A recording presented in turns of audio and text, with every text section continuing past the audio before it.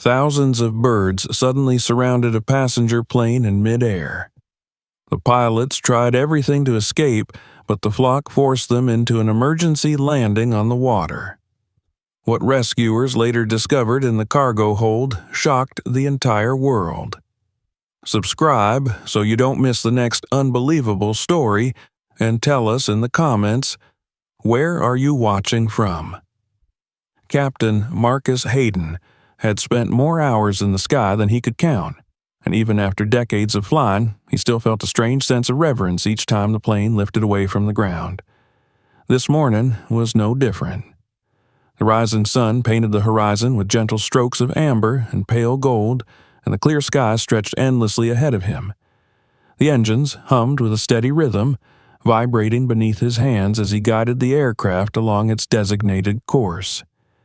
There was a calmness in the air, the sort of serenity every pilot secretly prayed for. Marcus was a tall, broad-shouldered man with sharp features softened by the quiet dignity in his eyes. His dark skin bore the marks of time and responsibility, and his graying hair was cropped short under his neatly fitted captain's hat. To many, he was a symbol of discipline and poise. To his colleagues, he was a living legend. He had grown up in one of the rougher neighborhoods of Atlanta, where most boys his age had no dreams beyond survival. Yet, from the moment he saw his first plane soaring above the cracked basketball courts of his childhood, he knew he belonged in the sky. That sense of destiny had carried him through years of struggle, through rigorous training, through the moments when giving up would have been easier than pressing on. Now, seated in the cockpit of a commercial airliner, he felt he had earned his place among the clouds. Beside him sat Daniel, his young co-pilot, a man barely 30 with bright eyes and an energy that Marcus sometimes found exhausting. Daniel had ambition but lacked patience. He often believed he knew more than he did. Still, Marcus saw potential in him. This flight was another opportunity to teach Daniel what could not be found in manuals: composure. Daniel tapped his pen against the clipboard as he double-checked their instruments for the third time in 10 minutes, and Marcus allowed himself a faint smile. Behind them in the cabin, life carried on as it usually did during long-haul flights. A family with a small child occupied the front row, the little girl pressing her nose against the window to marvel at the sea of clouds. A group of tourists farther back spoke loudly, their laughter echoing down the aisle. A frail, elderly couple sat quietly with their hands entwined, whispering to each other as though sharing secrets only they understood. The cabin crew moved gracefully between rows, offering drinks, smiles, and reassurance to anyone who needed it. But Marcus's eyes lingered on the manifest earlier that morning. There had been a note, an almost casual mention of heavy cargo loaded into the baggage hold. Several large crates had been stored just before takeoff, their contents vaguely marked and declared by paperwork that seemed, at a glance, in order. It was not unusual for cargo of all kinds to be carried alongside passengers, and yet something about those crates troubled him. He remembered the way one of the handlers had struggled under their weight, grunting as if moving stone. And he remembered, too, the solitary passenger who had checked them in, a man with a shadowed expression and eyes that never seemed to rest on one thing for long. The stranger had boarded quietly, keeping to himself, his coat collar raised despite the warmth of the terminal. Marcus had filed it away as one of those countless details a captain notices but has no cause to question. Still, he felt the faint stirrings of unease. The steady routine of the flight lulled most of the passengers into comfort. Drinks were poured, trays of meals distributed, seatbelt signs clicked off. Marcus allowed himself a moment to lean back, his fingers still close to the controls, and looked out at the expanse ahead. clear skies, gentle winds. Nothing unusual to report. He thought of his son back home, a boy of 16 who dreamed of becoming a pilot just like his father. Marcus had promised him a trip to the simulator next weekend, and the thought warmed him. Flying was not just his profession, it was a legacy he longed to pass on. As he adjusted a dial, Daniel glanced at him. "Textbook day, Captain," the young co-pilot said with a grin. Marcus gave a single nod. "Yes, textbook." He kept his tone measured, as he always did, because Marcus Hayden believed in never tempting fate with careless words. He knew that the skies could change in an instant, that serenity was fragile, and though the day appeared ordinary, he felt a strange pull in his gut. A warning without substance, a whisper without voice. In the cabin, the child pressed her palms against the window and gasped at the sunlight shimmering across the clouds. Her laughter rang out, pure and light, and it eased the nerves of those around her. The tourists raised their cameras to snap photos, capturing what they thought would be just another memory of another routine journey. The elderly couple closed their eyes and leaned into one another, as though the gentle hum of the engines was a lullaby written for them alone. To the untrained eye, everything was perfect. Marcus checked the readings again. Altitude steady, airspeed consistent. The radio crackled with the familiar voices of air traffic controllers, calm and efficient. He responded in his usual firm manner, marking their position, acknowledging the path ahead. The world seemed to stretch without end, and for a while, Marcus allowed himself to believe that this flight would be like every other. Peaceful, unremarkable, forgettable by the time they landed. Yet, beneath the hum of engines and the calm chatter of passengers, a thread of tension tightened. Somewhere, far ahead, on the horizon too faint for human eyes, dark shapes were gathering. They were still only specks in the distance, invisible to those on board. But soon, the serenity of this calm flight would fracture, and Marcus Hayden's skill, courage, and very soul would be tested in ways he had never imagined. For now, though, the captain sat steady at the helm, unaware that the most extraordinary and perilous chapter of his career was already beginning to unfold. For nearly an hour, the flight remained smooth and predictable, the kind of journey that reassured passengers and allowed a captain to relax into routine. Marcus kept his eyes on the endless blue horizon, fingers resting lightly on the controls, the hum of the engines blending with the rhythmic clicking of Daniel's pen as the young co-pilot noted their position on his clipboard. The sky seemed vast and empty, a safe corridor carved between continents, and Marcus found himself lulled by its deceptive peace. Yet the unease he had felt earlier had not completely left him. It was a quiet prickle at the base of his neck, the kind that every seasoned pilot learns not to ignore. He had flown through storms and turbulence, guided passengers safely through lightning and sudden wind shears, but what unsettled him now was the absence of any visible danger. The air was calm, the weather reports pristine, and still his instincts whispered of something approaching. It began subtly, with a change in the light outside the cockpit. The sun was still high, but Marcus noticed the way its rays dimmed slightly, as though a veil had been drawn across part of the sky. At first, he dismissed it as a patch of thin cloud. When he leaned forward to peer through the glass, however, he noticed small specks on the distant horizon.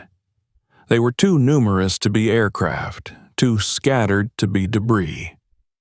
He narrowed his eyes. Daniel followed his gaze, leaning toward the windshield. "What is that?" he asked, the usual confidence in his voice replaced by hesitation. Marcus did not answer immediately. He adjusted the instruments, checked for traffic alerts, and found nothing unusual. The radar showed clear airspace ahead, yet his eyes told him otherwise. The specks multiplied as they drew nearer, shifting like smoke but sharper, more defined. He thought of birds, perhaps a migrating flock, though the numbers seemed far too great. He had seen geese in formation, gulls wheeling over coastlines, even the occasional eagle riding thermals, but never this many, never in such a concentrated direction toward an aircraft. By the time 10 minutes had passed, the shapes were unmistakable. They were birds, hundreds of them, maybe more, sweeping across the horizon in patterns that defied ordinary flock behavior. Instead of dispersing at the approach of the jet, they seemed to angle deliberately toward it. Marcus's grip tightened on the controls. Daniel muttered something under his breath, his pen forgotten. In the cabin, the first passengers began to notice. A woman by the window frowned, leaning closer to the glass. Her gasp drew the attention of her seatmate, and soon heads turned along the row. Fingers pointed, whispers spread, and within moments several people were craning their necks to see. The little girl in the front row giggled at first, marveling at the sudden appearance of so many wings glittering in the sunlight. Her laughter was quickly smothered when she sensed the unease of the adults around her. The elderly couple exchanged worried looks, their fingers tightening as they turned toward the window. The cabin crew, trained to mask their emotions, forced smiles as they moved between rows, though their eyes betrayed confusion. Marcus heard the change in the cabin before he saw it on the monitors. The rise in voices, the murmur of unease, the ripple of fear spreading through the passengers. He pressed the intercom button, his voice calm and firm as he reassured them that everything was under control. Yet, even as he spoke, he could see the truth of the matter. The birds were not scattering as they should have. They moved with unnatural determination, their wings beating in unison as though guided by some shared intent. He adjusted the course slightly, banking the plane just a few degrees to the north. Normally, such a maneuver would have been enough to veer around a flock, but to his disquiet, the birds shifted with them, bending their formation to intercept the jet. It was as if the flock itself had intelligence, as though it anticipated his every move. Daniel's face paled. "They're following us," he whispered, almost unwilling to admit it. Marcus did not respond. His mind worked quickly, calculating possibilities, weighing risks. He had faced engine failures, electrical malfunctions, even near collisions in storm-choked skies. But never had he encountered a living obstacle that refused to yield. The radio crackled with the distant voices of controllers, oblivious to what was unfolding thousands of feet above the earth. He considered calling it in, yet part of him hesitated. What could he say? That the plane was being shadowed by a legion of birds moving like soldiers under command. He needed more than words to explain this. Outside the cockpit, the sky grew darker. It was not the sun, but the sheer density of wings that dimmed the light. Shadows rippled over the fuselage, sweeping across the windows like storm clouds. The sound began then, faint at first but growing steadily, the rush of beating wings, a chorus that throbbed against the steady drone of the engines. It was a sound that reached into the bones, primal and unsettling, reminding every soul aboard of the fragility of metal against nature's fury.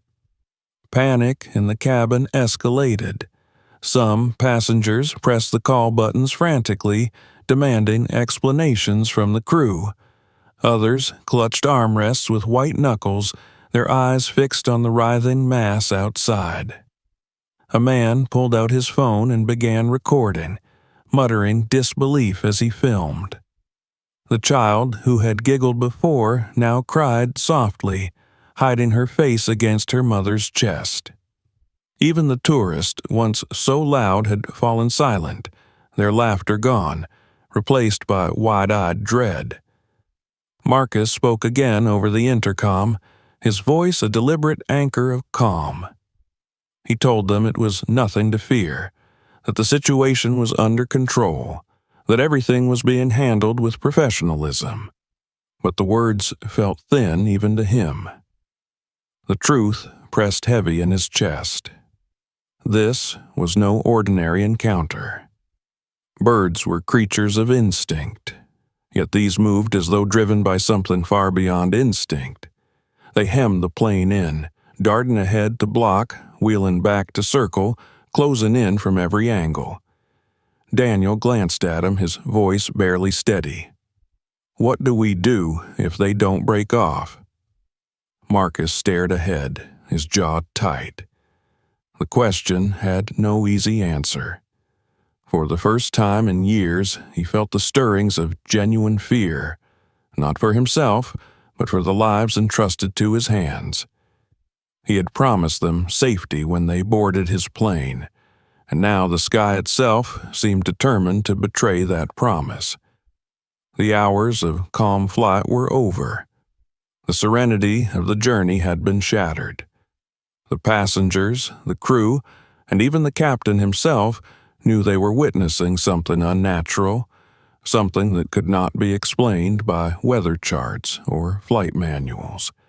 And though the engines still roared faithfully, carrying them forward through the thickening storm of wings, Marcus Hayden understood with a chilling certainty that this was only the beginning. The flock pressed closer, thousands of bodies moving as one, and the sky darkened further still. The transition from peace to peril was complete, and the captain braced himself for whatever awaited in the moments ahead, knowing that the true test of his skill and his courage was about to begin. The silence that had once been a companion in the cockpit was gone, replaced by a relentless drumming against the glass and metal skin of the aircraft. At first, it had been faint, almost like heavy rain pattering across the fuselage, but as the minutes passed, the sound grew in intensity until it felt as though the entire plane was caught in a storm made not of water, but of wings. The birds were no longer distant shadows on the horizon. They were here, surrounding the jet in a swarm so vast that it seemed the sky itself had turned alive and hostile. Their bodies struck the windshield with hollow thuds, feathers streaked across the cockpit windows, and sharp beaks clattered against the glass as though testing its strength. Marcus tightened his grip on the yoke, his knuckles whitening, and forced himself to remain calm even as his heart pounded harder than he wished to admit. Daniel's breathing was audible now, uneven and shallow. The young co-pilot stared wide-eyed at the sea of wings beyond the glass, his hands trembling on the controls he had all but surrendered to Marcus. "This isn't normal," he muttered, his voice cracking under the weight of fear. Marcus did not look at him. He couldn't afford to. His entire focus was on keeping the plane steady as the swarm buffeted it from all sides. The altimeter dipped, then corrected. The engines strained against the resistance, their steady roar fighting to dominate the deafening cacophony of wings. In the cabin, panic surged like a rising tide. The passengers, who had been murmuring nervously before, now screamed openly. The young girl in the front row sobbed uncontrollably in her mother's arms, while the elderly couple clutched each other, their whispered prayers drowned out by the chaos around them. A man shouted that they were doomed. Another tried to push his way toward the emergency exits, and the cabin crew fought desperately to maintain order, their rehearsed smiles long gone. Overhead, bins rattled with each jolt of turbulence caused by the colliding birds. Feathers swirled past the windows, carried on the slipstream, blotting out the sun until the interior of the plane seemed cloaked in unnatural twilight. Marcus tried a controlled descent, easing the nose of the aircraft downward in hopes of finding a pocket of clear air below the swarm. For a brief moment, the tactic seemed to work. The density of birds lessened, the pounding against the fuselage dimmed.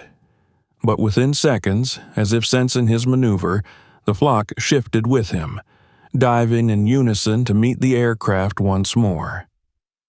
Daniel swore under his breath. "They're following us, Captain. They're actually following us." Marcus ignored the panic in his voice.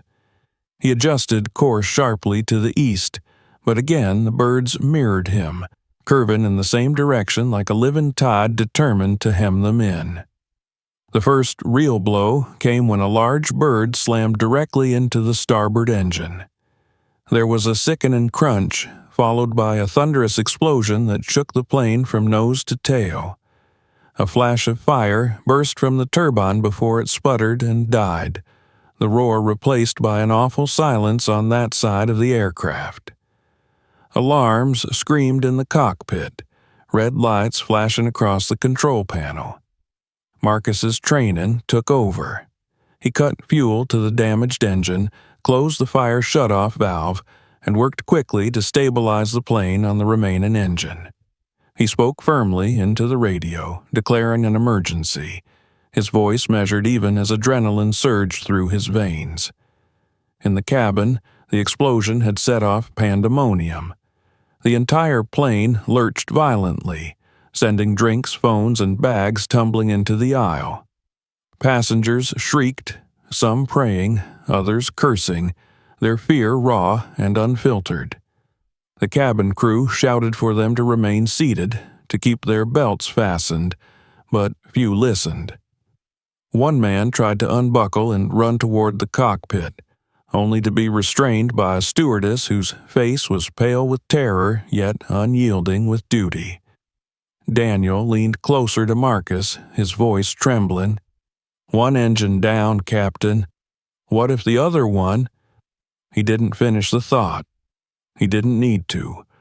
Both men knew what would happen if the second engine failed. Marcus fixed him with a hard glance, the kind that commanded silence. "Focus," Marcus said, his voice low but steady. "We still have one engine. We make it count." But even as he said it, the threat loomed heavily in his mind. The birds were relentless, striking again and again, battering the remaining engine with suicidal determination. It was as though they had no fear of death, no instinct to preserve themselves. Marcus had seen flocks scatter at the approach of aircraft before, their survival instincts overriding curiosity or aggression. But this was something else entirely. It was organized, purposeful, a siege rather than a coincidence. The noise inside the cockpit grew unbearable. The drumming of wings, the cries of panicked passengers bleeding through the cabin door, the insistent alarms from the disabled engine, it all blended into a single, overwhelming roar. Marcus forced himself to breathe evenly, to think clearly. His mind ran through options, each bleaker than the last. The nearest airport was too far for a one-engine climb with a hostile swarm still pressing them downward. He considered altitude, considered speed, considered fuel. Nothing provided a clear solution. The plane jolted again as another bird struck the nose cone. The windshield cracked with a spiderweb fracture across Daniel's side, though the reinforced glass held. Daniel flinched away instinctively, his hands raised as though to shield himself. Marcus gritted his teeth, steadying the controls. He could feel the tremor of fear radiating from his co-pilot, but there was no room for hesitation now. Every second mattered. In the cabin, the young girl's cries turned into terrified screams as the plane shuddered. Her mother whispered frantic reassurances, though her own eyes brimmed with tears. The elderly couple held on as if to each other's very souls, their lips moving in constant prayer. The tourists who had once laughed now sat rigid, their cameras forgotten, their gazes fixed on the swarming darkness outside. For every passenger, the realization dawned. They were not simply flying through a dangerous flock, they were under attack. Marcus steadied the yoke, forcing the plane into as level a trajectory as possible with only one engine carrying its weight. He spoke into the intercom again, his tone unwavering, though his words betrayed the gravity of the moment. He told the passengers to prepare for turbulence, to trust the crew, to remain calm. But even as the words left his lips, he knew they rang hollow against the chaos that surrounded them. The birds pressed closer, their black shapes slamming against the fuselage like hailstones from some vengeful sky. Feathers clogged vents, bodies tumbled across the wings, and still more came, an endless tide replacing every one that fell. It was a battle of endurance, machine against nature, and Marcus knew the machine could not withstand it forever. With the starboard engine gone and the port engine threatened, the captain's mind turned to the unthinkable. He had always known that one day he might be called to make a choice no pilot wished to face, where and how to bring a crippled plane down with lives depending on him. He had trained for it, studied scenarios, prepared himself in theory, but nothing in the manuals had ever envisioned this, an intelligent, relentless assault by thousands of creatures as if the very sky had turned traitor. As Marcus adjusted his grip and steadied his nerves, the truth crystallized within him. This was no ordinary emergency. This was war, and his aircraft was the battlefield. The plane trembled as if it were alive, a wounded creature struggling against an enemy that refused to relent. Marcus held the yoke steady, his muscles taut, his heartbeat thrumming in his ears louder than the alarms that still screamed from the console. The loss of the starboard engine had crippled their strength, leaving them limping through the air with only one heart still beating within the vast body of metal and wires. Every second that passed, he expected the remaining engine to falter under the relentless onslaught, to choke on feathers or debris and leave them utterly powerless. The knowledge pressed against his mind like a heavy stone, yet he forced his breathing to remain calm, his hands precise. He could not show fear. Not now. Daniel's voice broke the oppressive roar inside the cockpit. "We're losing altitude faster than we can stabilize," he said, his words tumbling out in ragged breaths. His youthful face, usually bright with eagerness, was pale with dread. "If the other engine fails—" He stopped himself, unwilling to finish the thought. Marcus's eyes flicked toward him for a fraction of a second, a look that was as much command as reassurance. "We do not think of failure," Marcus said evenly. "We think of survival. Keep your focus." But even as he spoke, his mind was already racing ahead. The nearest airport was impossibly distant. The math did not lie. On one engine, with the drag of a hostile flock battering them from all sides, they would never make it. The alternative spread beneath them in endless, glittering blue, the ocean, cold, merciless, and vast. To set a jetliner upon its surface was a maneuver reserved for nightmares, a desperate gamble most pilots hoped they would never face. Yet Marcus knew the choice had already been made for him. He would have to bring the plane down upon the sea. The intercom crackled beneath his hand as he pressed the switch, his voice resonating through the cabin. He explained with firm simplicity what was happening. They had lost one engine, they were experiencing difficulties, and preparations for an emergency landing were being made. He told them to remain seated, to listen carefully to the crew's instructions, and above all to remain calm. His words carried a weight that belied the storm outside, and though panic still writhed through the cabin, the steadiness of his tone anchored them, if only barely. In the rows behind, the passengers clutched at each other. The little girl buried her face against her mother's chest, muffling sobs that rattled through her small frame. The elderly couple held hands tighter than they had in years, whispering prayers that mingled with the gasps and cries of others. The tourists who had been so loud earlier now sat frozen, their cameras forgotten at their sides.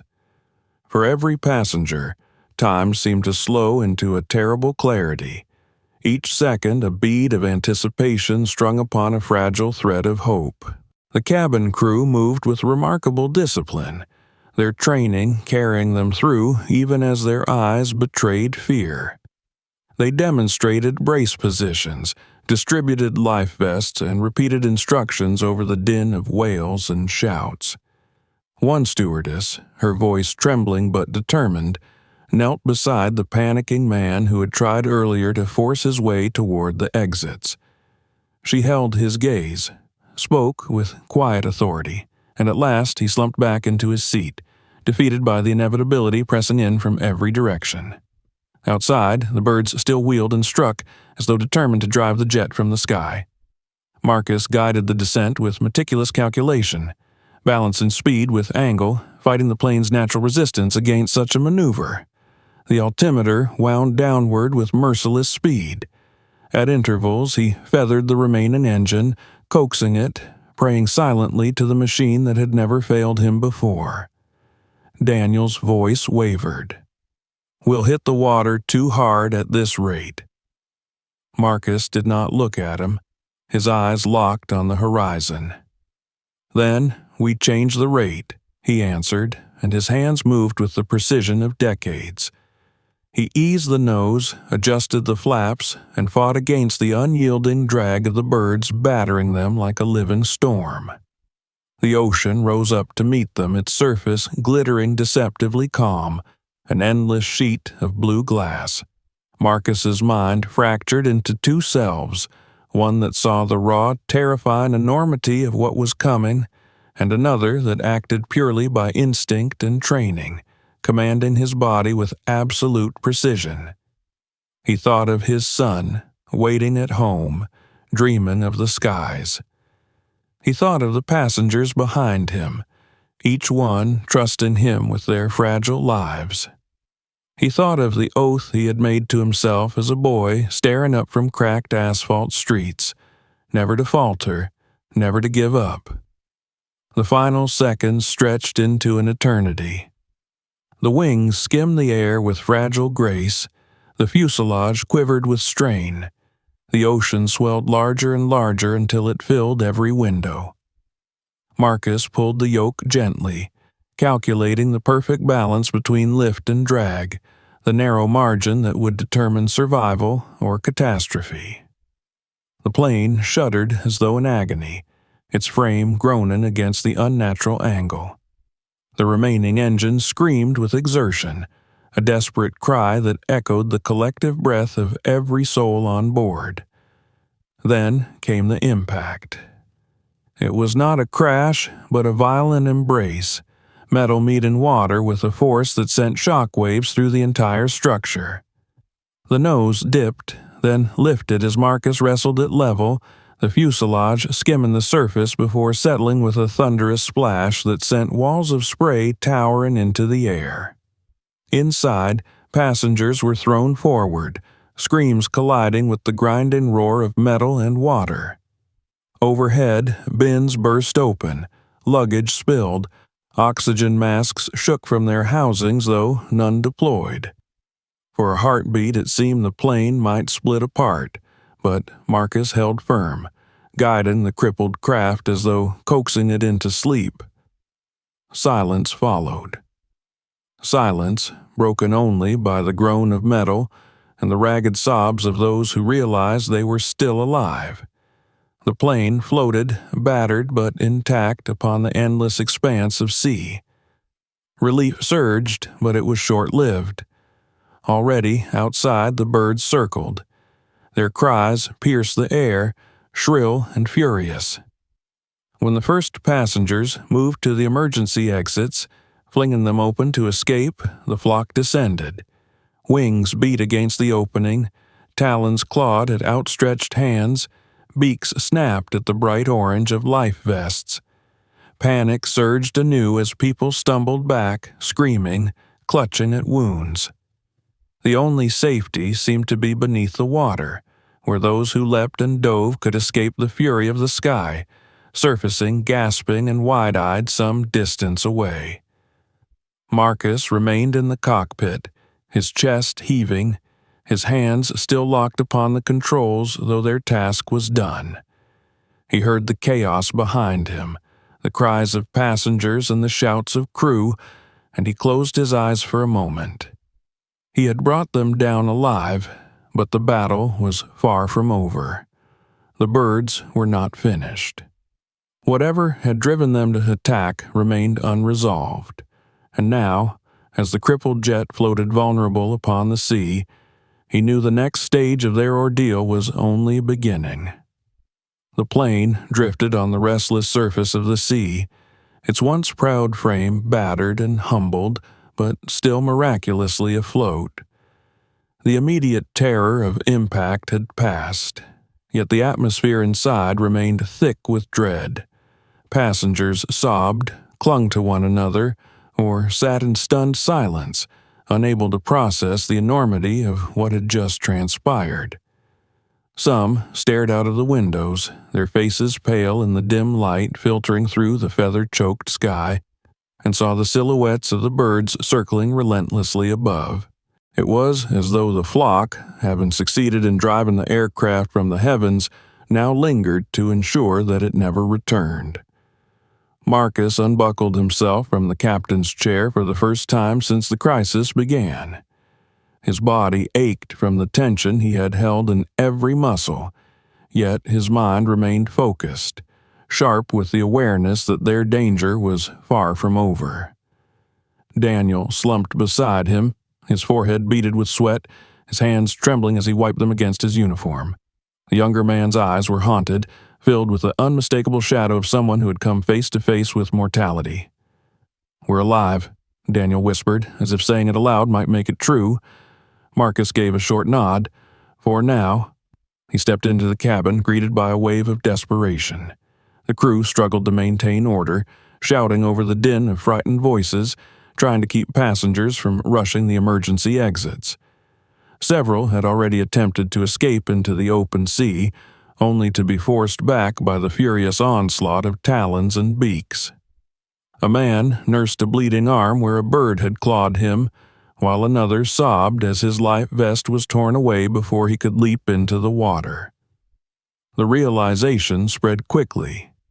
The sky itself was a prison, and the birds were its wardens. Marcus's sharp eyes caught something that others had missed. The birds were not attacking at random. They clustered in greatest number around the rear of the fuselage, wheeling and diving with almost obsessive intensity near the cargo hold. Their cries seemed louder there, more insistent, as though they were being drawn to something hidden within the belly of the plane. The captain felt the prickling unease return, sharper now, more pointed. He had dismissed it earlier as instinct, but now it felt like knowledge. Whatever was inside those crates, it was the reason for this nightmare. He pushed past frightened passengers, ignoring the grasping hands that reached for him, and sought out the chief stewardess. Her face was pale, streaked with tears she had tried to hide, but she stood her ground, holding order as best she could. "Captain," she said, her voice hoarse, "the passengers are panicking. We need rescue. We need—" Marcus raised a hand, silencing her. "Rescue is coming. We radioed our position before we went down. But tell me this, did you see what was loaded in the cargo hold before departure?" The stewardess hesitated. "Only large crates, wooden, heavy. The handlers said they were declared properly."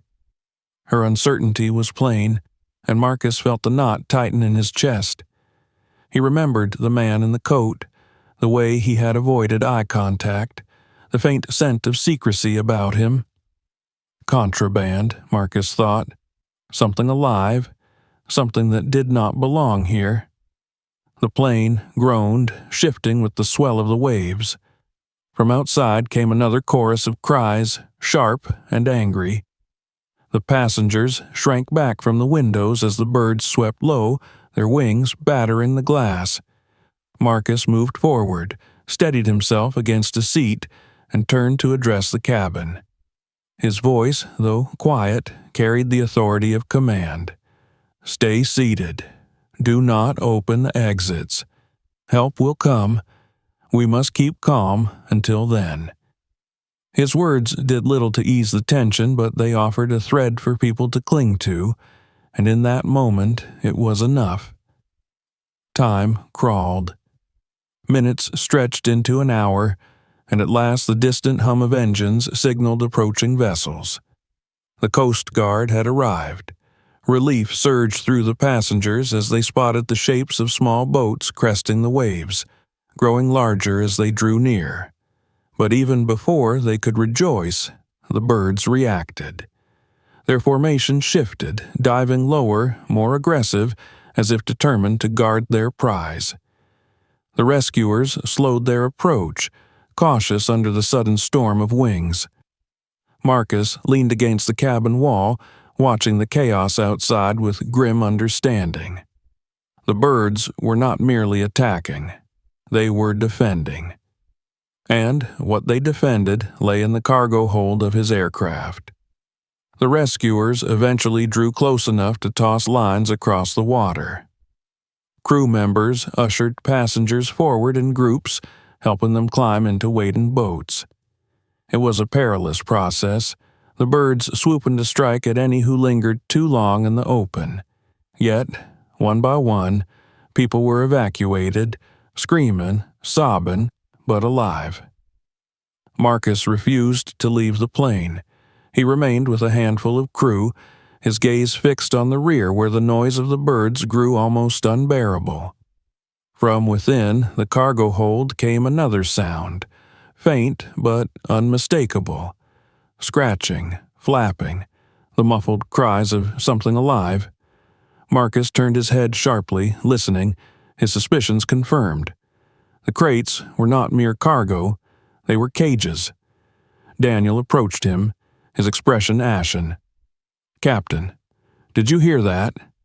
His voice trembled with both fear and awe. Marcus nodded slowly. "I heard." For a long moment they stood in silence, the truth dawning heavy upon them. The birds outside were not attackers without cause. They were drawn here, compelled by the cries of their imprisoned kin. By the time the last of the passengers had been ferried away, the captain's conviction was unshakable. Whatever nightmare had driven the flock to assault them had been orchestrated by human greed, not natural fury. He looked once more toward the rear of the fuselage, where the cargo hold waited like a sealed tomb. He did not need to open it now to know what lay within. The cries of the trapped were answer enough, and the fury of their free brethren painted the sky with proof.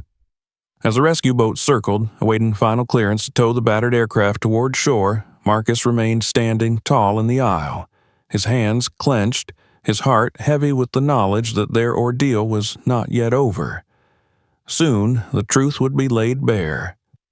Soon the secret of the cargo hold would emerge into the light. The battered aircraft, bobbing like an exhausted leviathan upon the restless sea, finally began its slow journey toward the shore. Lines had been fastened to its frame by the rescuers, their small boats pulling cautiously while the circling flock continued to trail close overhead. The birds never strayed far, keeping a watchful distance but shrieking their cries whenever one of the vessels neared the rear of the fuselage. Marcus stood by the cockpit windows, watching their movements, every instinct telling him that the secret within the cargo hold was the root of all that had unfolded.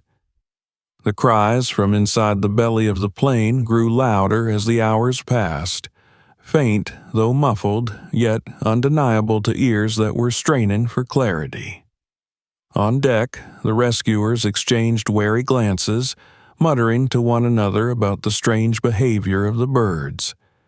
Some pointed to the sky with incredulous faces, marveling at how tightly the flock clung to the drifting wreck. They had all seen birds scatter from danger before, but never had they seen them guard something with such focus. Never had they seen them display such apparent intent. When one sailor suggested cutting open the cargo bay at sea, his superior shook his head firmly. The birds had already attacked men who ventured too close. If they pried into the hold now, they might provoke an assault too fierce to withstand. Better to wait until land, where more hands and heavier equipment could offer protection. The passengers, now huddled in safety aboard the rescue boats, were too shaken to argue. They were alive, and that was enough. But their eyes still widened in fear when the flock passed overhead, and whispers circulated among them about what they had heard within the cargo bay. Those strange, sorrowful cries that had carried through the metal walls of the aircraft.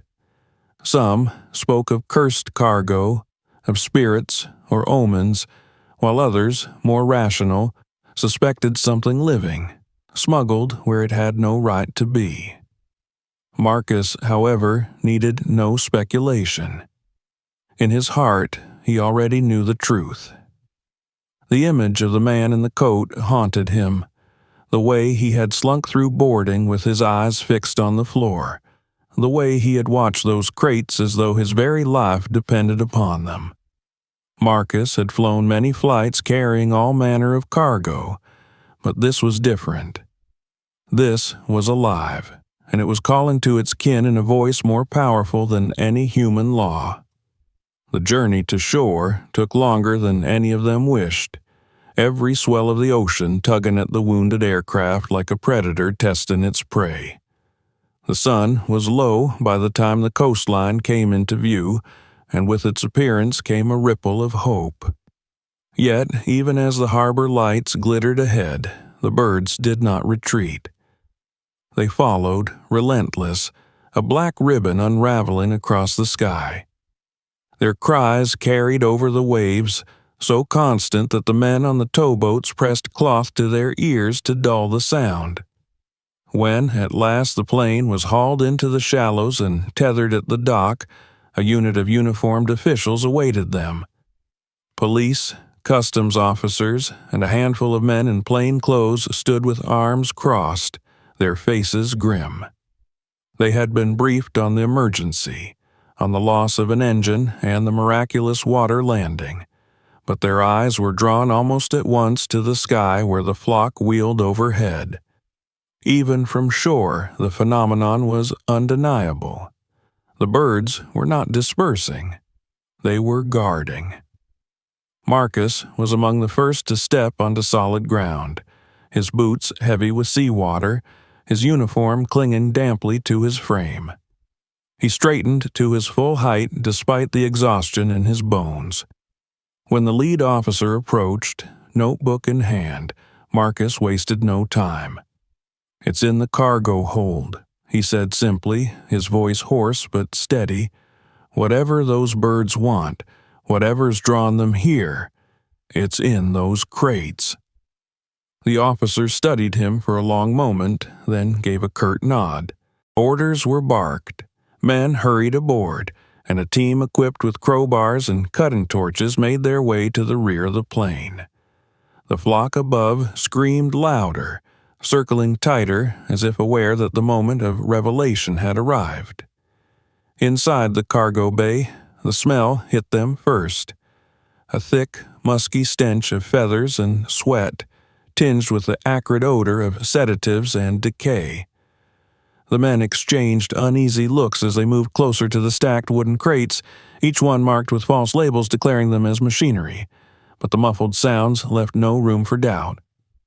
Something inside shifted, claws scraping against wood, wings beating weakly in confinement.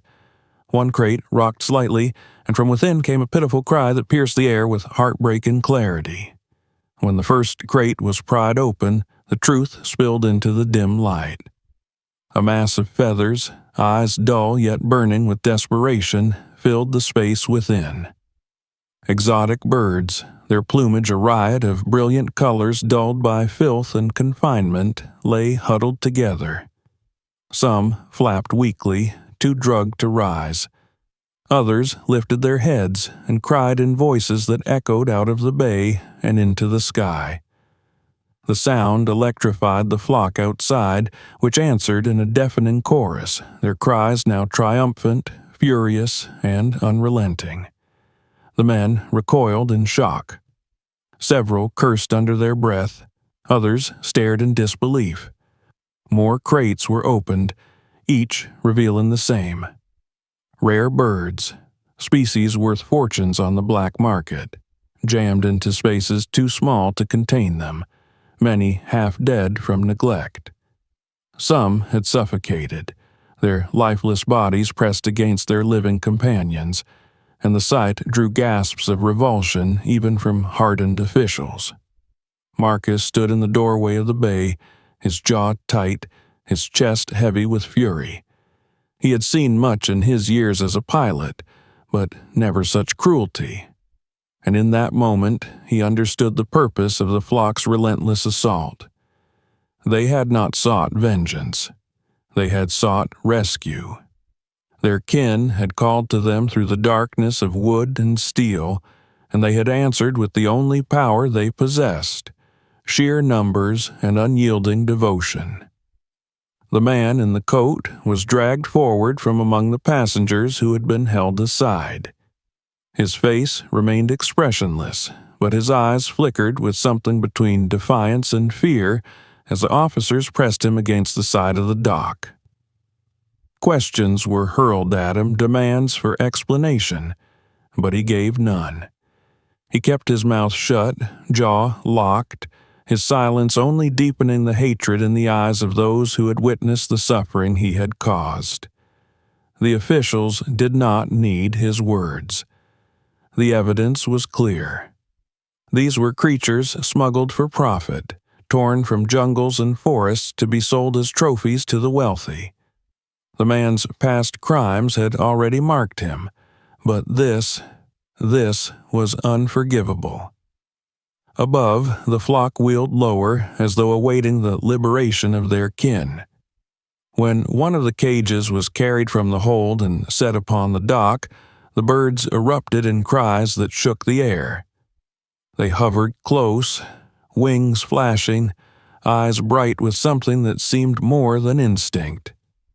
Marcus watched, awestruck, as the free birds formed a protective circle overhead, their flight precise, unified, almost ceremonial.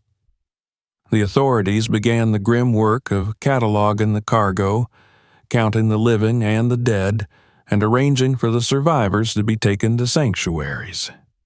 Every opened crate revealed new horror, but also new life clinging stubbornly to existence.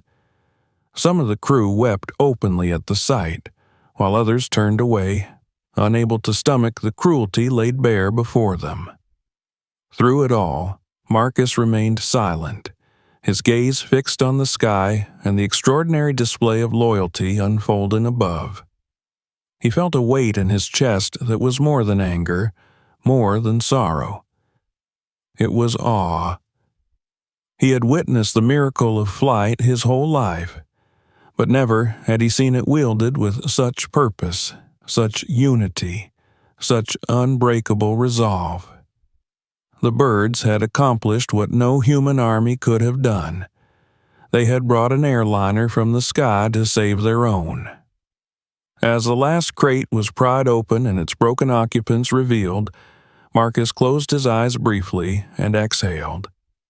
The truth was out. The veil had been lifted, and the world would now see what greed had wrought and what loyalty had overcome. And yet, he knew this was not the end.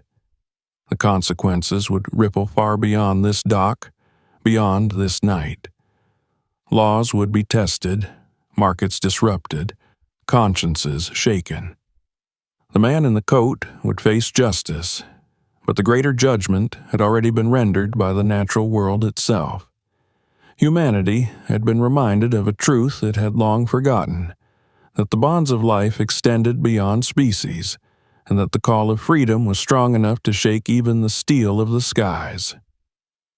The revelations at the dock reverberated like thunder far beyond the harbor. Word of the discovery spread quickly, carried first by the officers who had witnessed it, then by the reporters who had descended like gulls upon the scene. The story raced through news wires and television channels, reaching living rooms, boardrooms, and classrooms across the world. Images of exhausted, half-dead birds being lifted gently from their crates seared themselves into the conscience of the public. The footage of the circling flock overhead, thousands of wings blackening the twilight sky, played endlessly, each repetition underscoring the miracle of devotion that had driven them to bring a jetliner down from the heavens. The nation was shaken, and soon the entire globe watched in awe and horror. Marcus found himself pulled into the whirlwind whether he wished it or not. In the hours after the unveiling, officials had ushered him into interviews, debriefings, and questioning. He told his story calmly, precisely, leaving nothing out. He spoke of the moment the first birds appeared, of their unnatural unity, of the way they had mirrored every maneuver of the plane until one engine was lost. He described the panic of the passengers, the chaos of the cabin, and finally the impossible decision to set the aircraft down upon the open sea. His voice never rose, never faltered.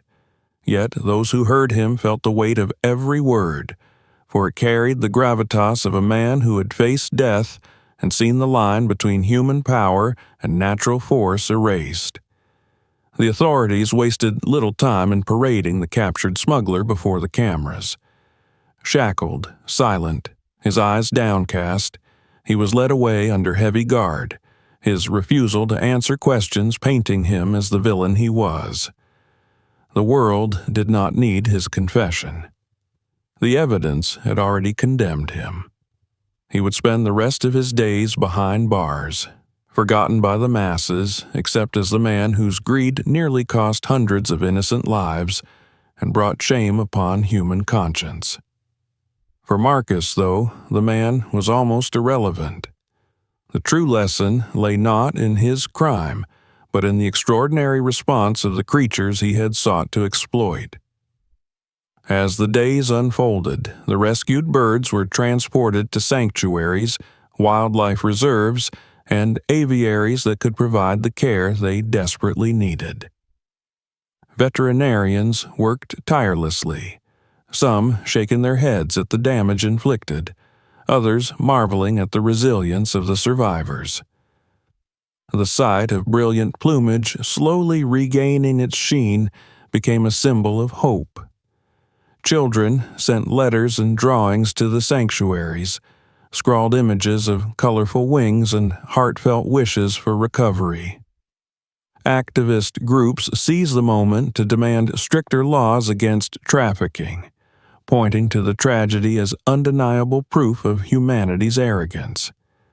Politicians, never blind to the direction of public sentiment, began to speak of reforms and harsher penalties for poaching.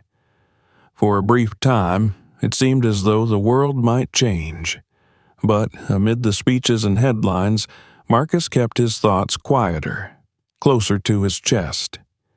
He attended ceremonies where he was called a hero, applauded by crowds and praised by officials who stood in suits beneath the same skies he had once commanded from the cockpit. Reporters thrust microphones toward him, asking how it felt to have saved so many lives, what went through his mind as the plane touched the sea, what he thought of the birds that had forced his hand. He answered with dignity, speaking of the passengers and crew, of teamwork, of calm under pressure. He accepted the title of hero with the same composure he had accepted every challenge in his life. Yet, deep down, he knew that the honor belonged as much to the flock as to himself.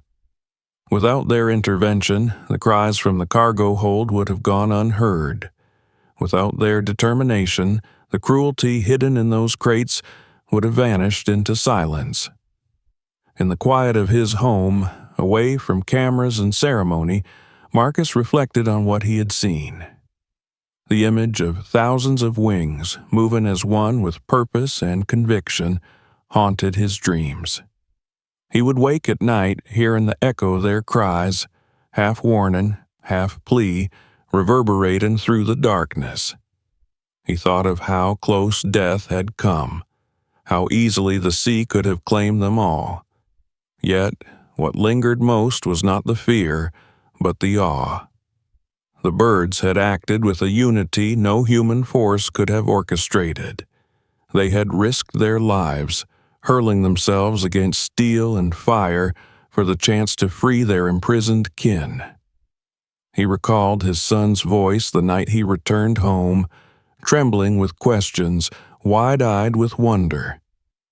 Did they really save each other, Dad? Did the birds really bring your plane down so they could help?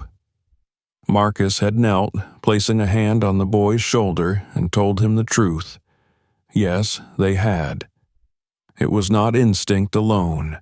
It was loyalty, courage, and something greater than humans often gave animals credit for. The boy's eyes had glowed with reverence, and Marcus felt a surge of hope that the next generation might see the natural world with more humility than his own.